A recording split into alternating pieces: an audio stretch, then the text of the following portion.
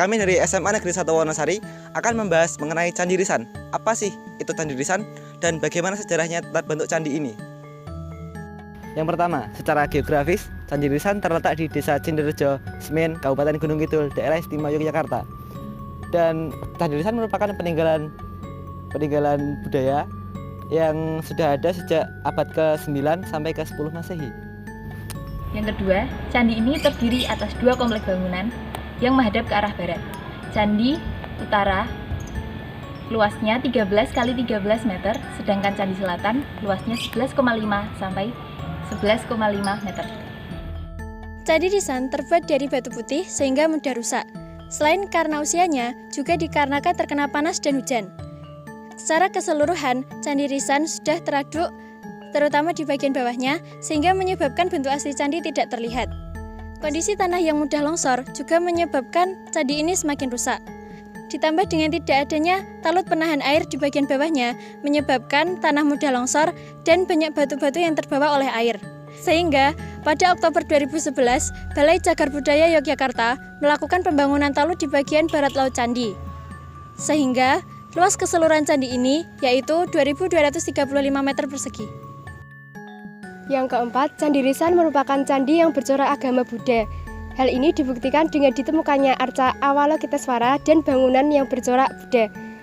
Murdanya adalah Dhyani Murda dan lambangnya adalah bunga teratai merah atau Padma. Oleh karenanya, arca Dhyani Amitabha selalu terlihat pada mahkotanya. Arca Avalokitesvara pernah dicuri orang pada tahun 1982, namun akhirnya ditemukan di Singapura dan dibawa kembali ke Indonesia. Saat ini, arca Avalokitesvara berada di kantor Balai Pelestarian Cagar Budaya Yogyakarta. Di sekitar lokasi Candi Risan ini juga terdapat beberapa cagar budaya bergerak. Pertama, Makara dengan nomor inventaris D58 dan D59.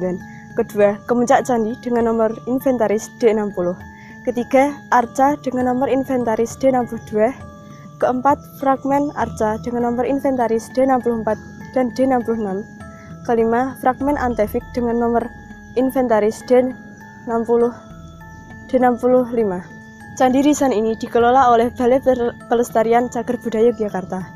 Sebagai tempat yang memiliki arti penting bagi ilmu pengetahuan, sejarah, dan kebudayaan, maka diperlukan upaya untuk menjaga kelestarian tempat ini, sebagaimana diamanatkan dalam Undang-Undang Nomor 11 Tahun 2010. Kami di sini bersama Juru Kunci dari Candi Risan. Bapak bisa memperkenalkan diri terlebih dahulu? Ya, bisa. Assalamualaikum warahmatullahi wabarakatuh. Perkenalkan, nama saya Juru Kunci di sini. Nama saya Joko Haryono, di RT 4 RW 2 Kelurahan Candirejo, Kabupaten Gunung Kidul, Yogyakarta, situs Candi Risan. Di sini saya sebagai juru kunci sudah kurang lebih 25 tahun. Dan saya waktu Desember saya sudah pensiun, sudah digantikan dengan anak saya. Dan saya bisa menyejarahkan sebisa-bisa saya. Candi Risan sini yaitu berdiri sejak abad ke-7 sampai ke-9. Sampai sekarang masih diururi sama orang sekitar di sini. Candi Risan ini yaitu peninggalan dari zaman purbakala, yaitu dari agama Buddha. Agama Buddha yang dinamakan agama Buddha, masalahnya ada tulisan Avalokitesvara. Jadi kepercayaan orang-orang di sini untuk memuja orang yang percaya, terutama orang agama Buddha sering bersembahyangan di daerah sini. Dan waktu di sini tiap ada orang hajat yaitu sering bersaji dan untuk minta doa kata orang-orang yang percaya sini.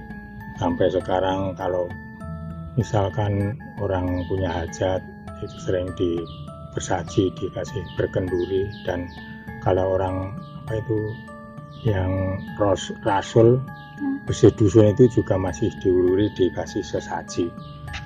Dan sampai sekarang masih diuri dari kebudayaan sini. Dan orang-orang yang percaya seringkali yang di sini itu untuk memuja atau untuk istilahnya itu apa ya,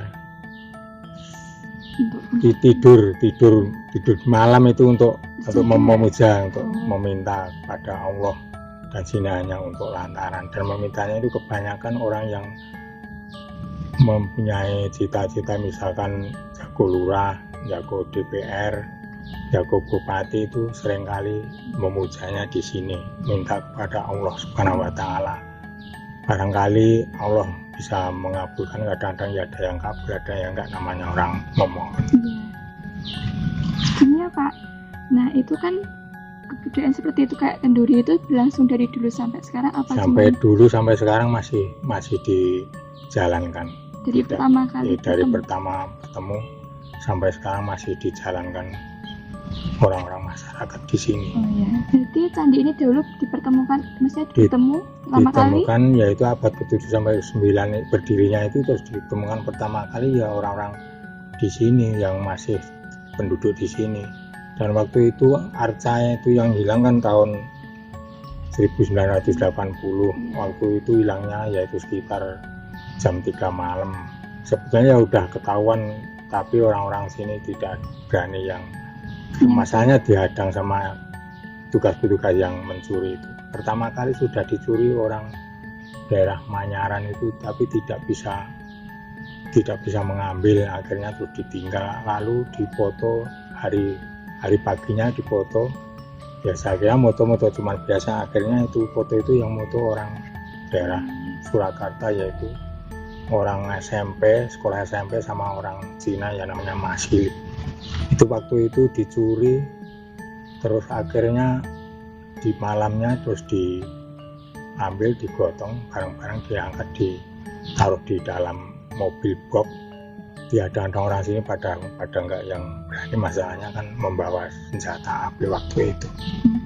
Apakah ada ciri istimewa dari yang dicuri maksudnya kayak? Ya mungkin ada keistimewaan, masalahnya kalau sekarang kan masih sudah ditemukan, itu dulu kan ditirakatin sampai 7 malam, akhirnya ditemukan, terus ya itu di Singapura, lalu sudah ditemukan dikembalikan ke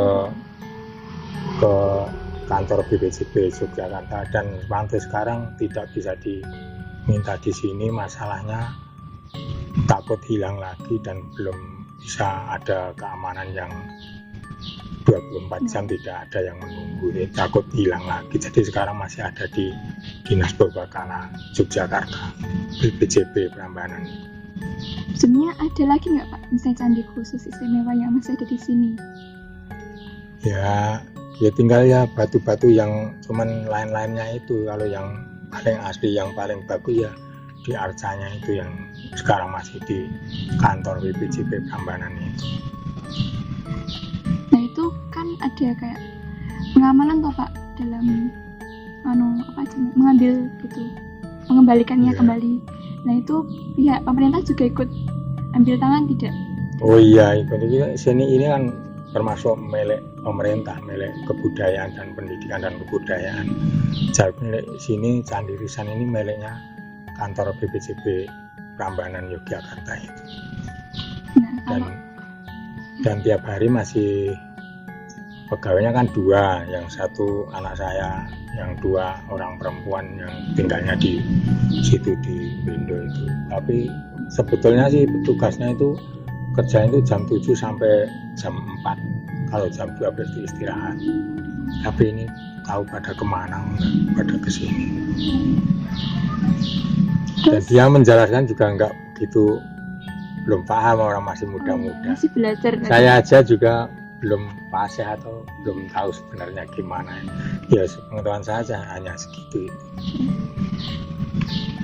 Terus harapan Bapak untuk kedepannya candi ini terutama? Ya terutama ya orang-orang lingkungan sini kalau bisa itu ya digar.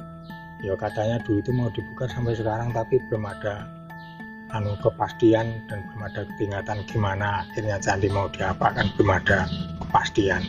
Waktu itu emang mau dibuka, mau dilestarikan, tapi sampai sekarang ini belum ada ketentuan yang pasti. Itu inisiatif dari pemerintah apa masyarakat? Dari pemerintah Kabupaten Gunung Kidul.